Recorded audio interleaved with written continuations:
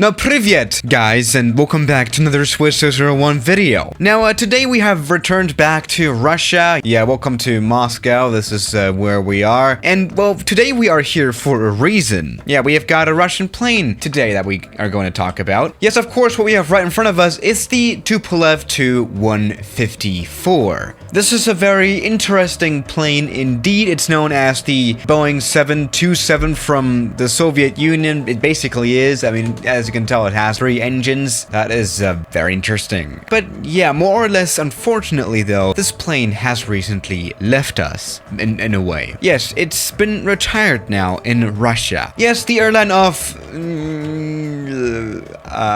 the airline is actually called Rosa, and it's spelled like this in Russian, I guess. They had its last flight with this plane at the end of October, and yeah, it was actually the last airline to use this plane, with the exception of Air Koryo, which is North Korean's own airline. That one still uses this plane, and it will use this plane for quite a while now. And well, what can I say? This plane has been around for 52 years, yes. It had its first flight in 1968. It really is older than the Concorde. And it's quite interesting that this plane was carrying passengers just up until now, and I'm trying to get this plane started, like the engine started right now, but I can't get it to work. That really isn't good. Honestly, I have no idea how this plane works. I mean, the cockpit is pretty complicated. After all, it is from 1968. Obviously, where more than just 2 people were sitting in the cockpit flying the plane. I mean, we have to remember again, 1968. I mean, you know, Concorde, which was a year later, had a much more complicated cockpit. Yeah, you know, the 80s were when planes really started to get a little bit more simple. And yeah, I'm just hoping that somehow I'll manage to get the plane started to actually go ahead and fly it as well. But, you know, more on that later. Let's maybe check out the cabin as well. Let's see what a cabin of a 52-year-old plane looks like.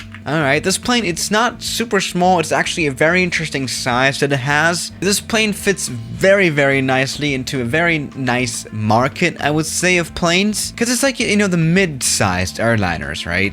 It's not like a super huge Antonov An-225, but it's not a small CRJ plane either. It's a little bit bigger than a 737, and it seats a few more people. You know, this plane is a little larger than others, obviously. Alright, but I think we have actually reached the end of this cabin there. Here we go, here's the lavatory. And by the way, we have found the most depressing seat on this aircraft. Jesus Christ. You know, every aircraft has a more or less depressing seat area, and this is definitely, you know, you don't have any windows or anything. You're literally next to the engines there, as you can tell. Probably the loudest area of the plane as well. Not particularly comfortable, but honestly, you know, you have a little bit of a wall here. Could be cool. I don't know.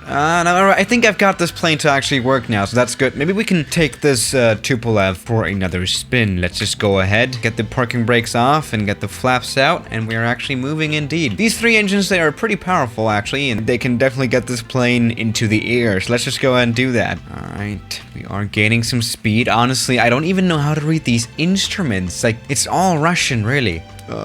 Okay, let's just go ahead and take off. I guess we have enough speed. There we go. We have gained flight, and we can put the landing gear up. By the way, interestingly enough, the landing gear of the Tupolev Tu154 is very, you know, far apart, as you can tell. It's very nicely separated. It does look very interesting on the landing, but we're gonna perform some landings today as well in this video. But so far, this plane is just nicely flying, I guess. Yeah. And yeah, I'm just making sure to mention this again. I'm genuinely scared by this cockpit. Everything works here in the flight simulator, and that's the scary part, because I have no idea what any of this does, because it's all Russian. What does this do? No idea. The plane could just fall apart now.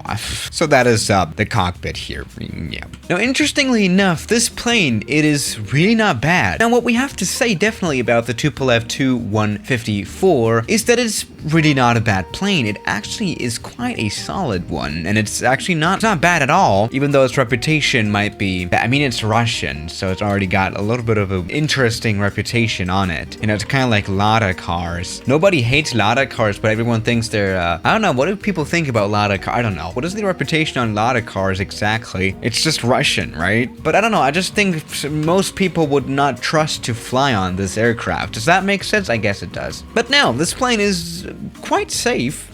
We have to consider it was quite successful as well. Over 1,000 of these planes were actually built. over the course of 1968 and up until 2013. Yes, that's when they stopped producing the plane. Over 1,000, that really is not a bad rate. Really shows that the market that the aircraft was serving was very important, and it still is. But despite the fact that over 1,000 of these planes were built, there were only 39 fatal accidents, which is actually pretty impressive for a plane like this. I mean, look at other planes with over 1,000 aircraft built. The safety rating of this plane really isn't too bad. It's quite acceptable. I mean, we have to consider 1968 as well. So yeah, that is that. By the way, let's try landing the plane there. Now, by the way, most of these accidents that did happened because of, aircraft unrelated factors, right? Incorrect maintenance, or maybe because of conditions that were super demanding. By the way, let's get the landing gear out before we touch down. So by the way, something I do not really like about this aircraft is how it handles. It's interesting here, at least in the flight simulator. It kind of does feel like I have no control of the aircraft, genuinely. This feels super scary to land.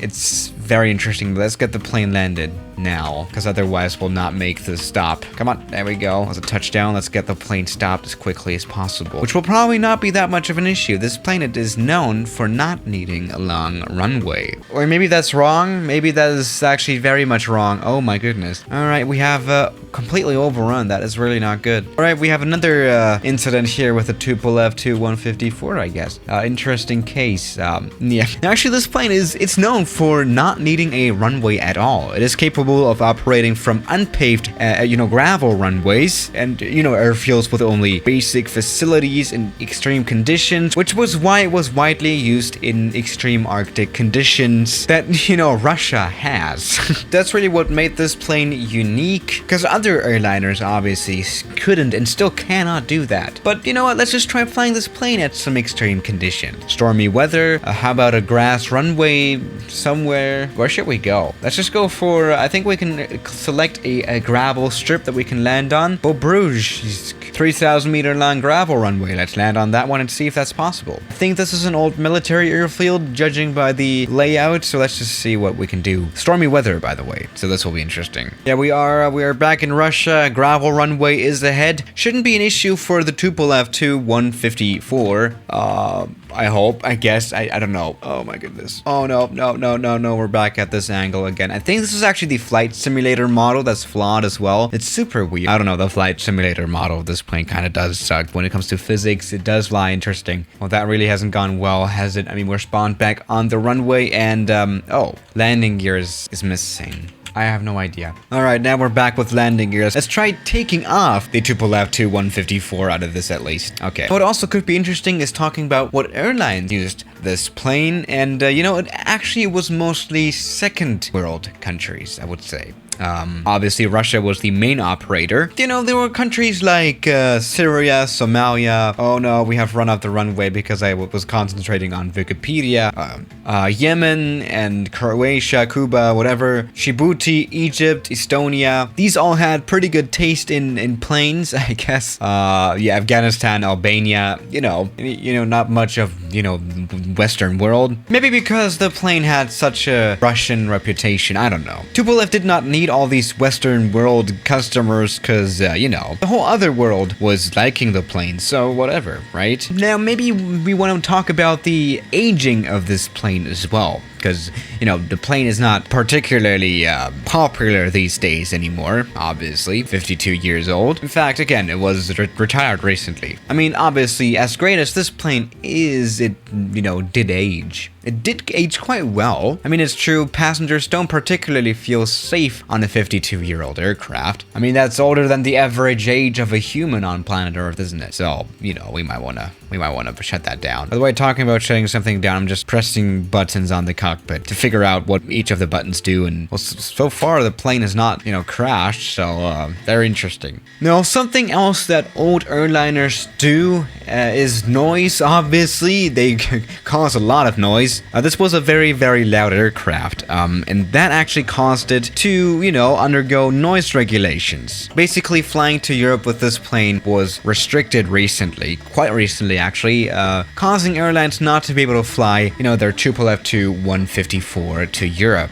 And it was also a reason why this plane, you know, slowly died, which it now has, you know. Again, the only airline that is still using this plane right now is, well, of course, it's Air Koryo. Yeah, welcome to Pyongyang. This is actually, we're in North Korea right now here in the flight simulator. This is what North Korea looks like, apparently. Yeah, very interesting country. Doesn't have a lot of airports, but it does have this one. It has its own airline. It looks like this. Yeah, this airline, it owns two Tupolev Tu154s, and it's the last passenger airline to operate this aircraft. All of the other operators that are still flying this plane around are all military. The Russian military mostly uses this plane, but there's also China and Kazakhstan. In total, 44 of these aircraft are still around. And that's really all that is to it. The plane has died out. You cannot usually just fly this plane around as a passenger, unless if you want to go to North Korea, but that's totally up to your own. So that is the Tupolev Tu154 for you. It's gone, but it's not forgotten. So yeah, guys, thank you for watching today's video, and I'll see you tomorrow. As always, good night.